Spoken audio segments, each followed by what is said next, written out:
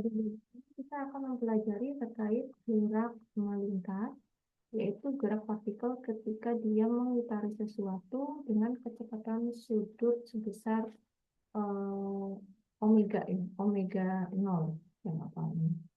Nah, pada bagian gerak melingkar baturan ini ada beberapa persamaan yang sebetulnya sama dengan ketika partikel itu bergerak pada bidang lurus, bidang vertikal ataupun bidang parabola gitu ya. Hanya saja simbol-simbolnya saja yang mungkin akan sedikit berbeda. Ketika pada gerak melingkar, kecepatan biasanya kita ganti dengan alfa, dan alfa ini adalah khusus pada percepatan, maksudnya percepatan sudut, dan satuannya adalah radian per sekon kuadrat. Nah, satu radian itu adalah 360 derajat, jadi putar arah lingkaran ini atau sama dengan 2 pi. Kemudian untuk kecepatannya gitu ya, kecepatan kalau sebelumnya kita mungkin tahunya adalah v, tapi pada bagian ini kita disebutnya dengan omega. Jadi omega itu adalah kecepatan sudut, di mana v adalah kecepatan sudut pada waktu tertentu, kalau 0 adalah kecepatan sudut awal. Nah, kalau theta ini yang sebelumnya kita pelajari adalah jarak arah x ataupun yang y ya. Nah, hanya pada bagian ini jarak, kalau garis linier itu jarak, tapi kalau pada gerak melingkar kita bilangnya sudut tempuh ya, bukan jarak tempuh lagi, tapi pada bagian ini sudut tempuh. Jadi theta t adalah sudut tempuh pada waktu t, dan theta 0 itu adalah sudut tempuh pada posisi awal. Nah, sebenarnya misalnya kalau kita bagian mencari xt gitu ya, kita itu kan sering mencarinya adalah x0 plus pt gitu ya. Tapi pada bagian gerak melingkar ini menjadi theta t sama dengan theta 0 plus omega t, sama ya, omega itu kan juga kecepatan. Jadi Anda cukup menghafalkan yang pertama itu saja, dari gerak lurus berubah beraturan itu Anda bisa mendapatkan berbagai banyak persamaan, baik untuk gerak parabola, melingkar, ataupun gerak vertikal. Dan selanjutnya adalah ini ada yang tambahannya adalah percepatan sentripetal ya. Jadi ada percepatan sudut, jadi percepatan yang membuat benda itu masuk ke arah pusat lingkaran. Kalau percepatan sentripetal itu adalah percepatan yang membuat dia itu tuh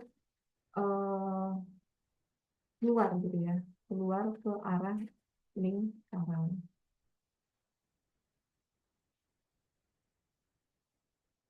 Nah, ini adalah contoh soalnya ya, yang nomor 14. Di sini sebuah benda bergerak melingkar dengan kecepatan sudut, berarti kita tahu θ-nya ya.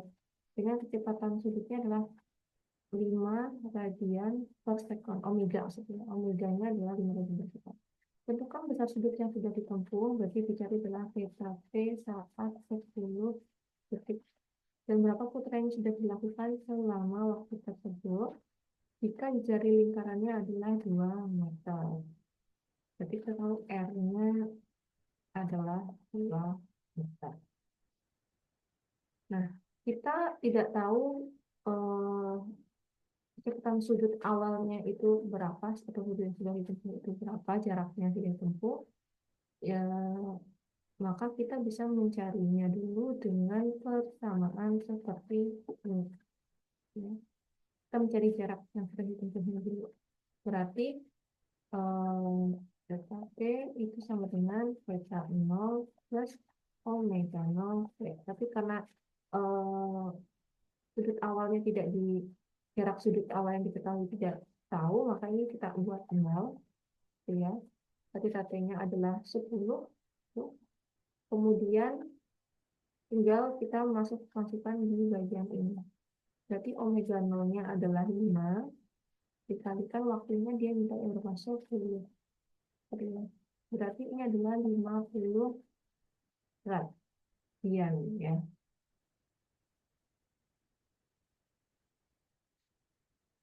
Kemudian setelah itu sudut yang ditempuh untuk satu putaran adalah 2 pi radian. Jadi banyaknya putaran adalah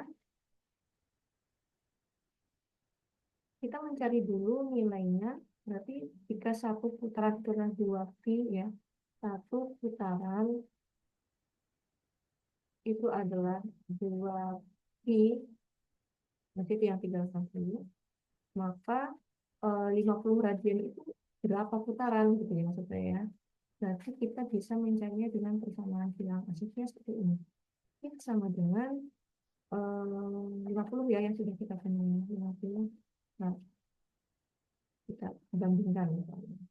Berarti X-nya kali 2pi, berarti 2pi X sama dengan 50, dan X itu adalah 50 per 2pi. Oke. Berarti adalah 25 per pi putaran. Putaran. Atau kalau kita mau bagikan pi-nya di dua-dua dekat 7 gitu ya, adalah sekitar ya sekitar 8 ya. Ada 8 putaran.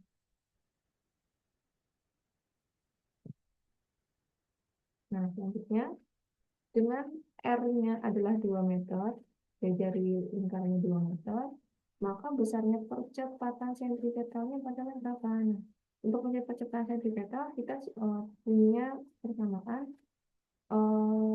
omega 0 kuadrat dikalikan R-nya. Nah, berarti kita tinggal memasukkan saja N-nya adalah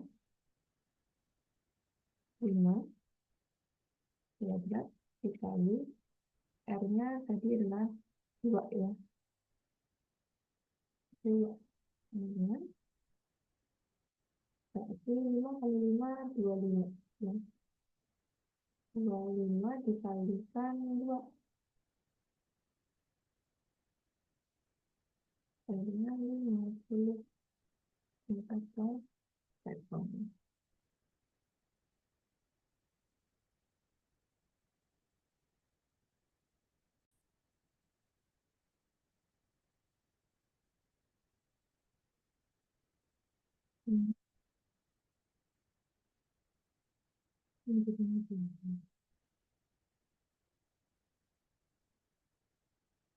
Selanjutnya adalah ini benar bergerak melingkar baturan dengan jari-jari lintasannya adalah 1 meter dan percepatan sentripetalnya adalah 25 meter per sekon. Berarti hasilnya adalah 25 meter per sekon. Tentukan besarnya sudut yang ditempuh. Berarti ini kira adalah praktek. Setelah bergerak T sama dengan 5 detik. Nah, untuk mencari ini kita berarti bisa mengetahui nilai R-nya ya. Berarti kita menggunakan persamaan percepatan sentripetalnya adalah kecepatan sudut awal dikalikan R-nya. Nah, untuk mencari omega 0-nya, ya, omega 0 kuadrat, itu kita bisa membuatnya menjadi, kita pindahkan ruas saja ya. R-nya yang di sini kita pindahkan ke ruas sebelah kiri. Atau kalau kita pindahkan jadi seperti ini. Ini kan sudah ada AC ya. Awalnya kan R di sini. Nah, R ini kita pindah ke sini. Berarti sekarang karena perkalian ketika dipindah ruas jadi cuma bagian. Nah, ini artinya kita ketemu 25. R-nya adalah 1 ya. Berarti dia ketemu 25. Ini tapi ini kan baru kuadrat ya. Maka ini harus diakarkan untuk ketemu kecepatan sudutnya.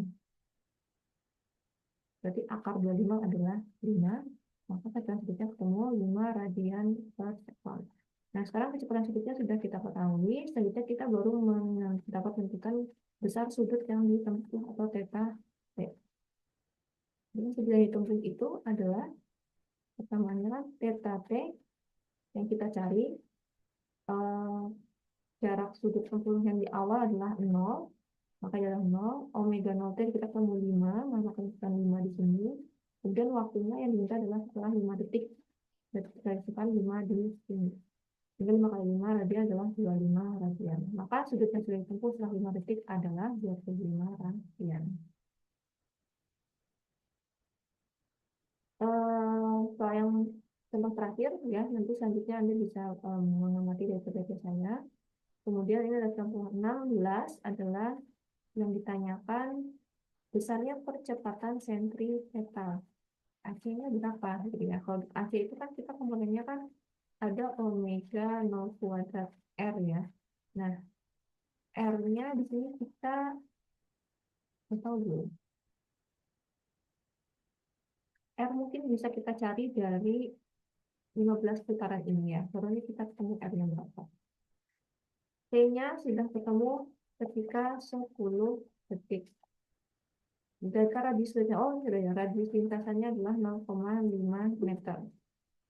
Maka berapa besarnya percepatan sentripetal benda?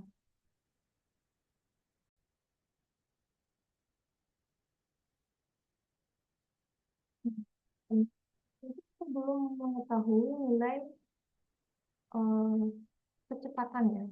Kecepatan sudut awal itu berapa gitu ya.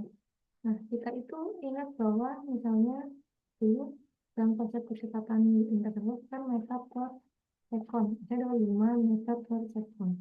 Nah, artinya kan dalam setiap detik, gitu ya, dalam setiap detik dia akan menempuh jarak 5 meter gitu ya.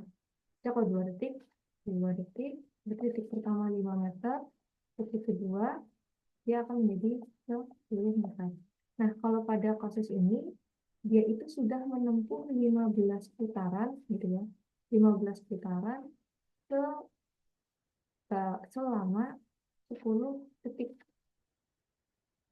10 detik. Gitu. Maka kalau dalam kasus ini, kita harus mencari tahu dulu 15 putaran itu berapa pi, gitu ya. Jadi kita konversi dulu ya. Sehingga ini kita kalikan dengan eh, 2 pi, ya, karena satu putaran itu kan dua kali pi gitu ya, terus ini 360 derajat. Jadi kita konversikan dulu dalam bentuk pi, maka 15 kali 2 pi dibagi 10. Hasilnya adalah kita hitung 15 kedua berarti kan 30 ya, 30 pi per 10. Berarti 30 bagi 10 adalah 3. Jadi 3 pi radian per ton. Sekarang satuannya sudah dalam bentuk radian per sekon. Kemudian baru hasil ini kita bisa masukkan ke bagian persamaan dari percepatan sentripetal benda. Sehingga kita dapat temukan nilainya adalah 5,5 pi kuadrat. Nah, karena masih dalam bentuk pi ini bisa kita ubah dalam bentuk 3,14 atau 22 per 7. Sama kayak ini. Saya ngalikannya pakai ini saja, karena sama desimal ketemu 44,37 meter per sekon. Jadi kalau ada soal yang diketahui menempuh putaran dalam 10 detik, silakan Anda konversikan dulu dalam bentuk radian per sekon.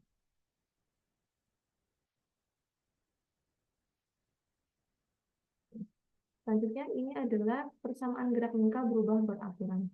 Pada sebelumnya kita belum dipengaruhi oleh adanya percepatan sudut ya, tapi sekarang kita sudah ada percepatan sudut karena sekarang sudah mulai berubah peraturan. Maksudnya apa? Jadi gerak kecepatannya sudah mulai berubah per satuan waktu karena ada pengaruh dari percepatan sudutnya.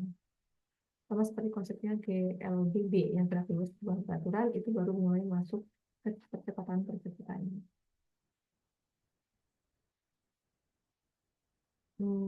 Sama ya pemahamannya, tapi sekarang ini kita bisa mencari PT. Ini contoh soalnya, sebuah benda bergerak meningkat dengan jari lintasan 1 meter dan percepatan sudutnya 2 radian per sekon. Berarti alfanya dengan 2 radian per sekon. Betul. Jika benda mula-mula diam, berarti omega 0 dengan 0. Tentukan besar kecepatan sudut yang dan kecepatan sudut yang ditempuh, berarti AT, dan percepatan sentripetal AT pada saat T sama dengan 10 detik. Ya. Nah, besarnya kecepatan sudut itu kita bisa menggunakan persamaan omega 0 kecepatan sudut awal ditambah percepatan sudut dikalikan waktunya. Karena percepatan awalnya dibilang dia 0, makanya kita berikan 0. Kemudian yang percepatan sudut yang kita dapat adalah 2 radian per sekon, masukkan 2. Waktu yang diminta adalah 10. Maka besarnya kecepatan sudut saat T sama dengan 10 detik adalah 20 radian per sekon. Selanjutnya adalah besarnya sudut yang ditempuh adalah theta T, ini berapa? Maka kita bisa menggunakan persamaan yang theta 0 plus omega 0 T plus setengah AT alfa ya, alfa T kuadrat. Ini kan mirip dengan jika kita mencari X T ya, X0 plus X0 T plus AT kuadrat setengah AT kuadrat. Kalau Y T berarti kan Y0 plus Y0T plus atau min itu tergantung eh, arah arah partikelnya ya, arah ketika yang dilempar ke atas atau dijatuhkan juga setengah DC. Ini juga sama.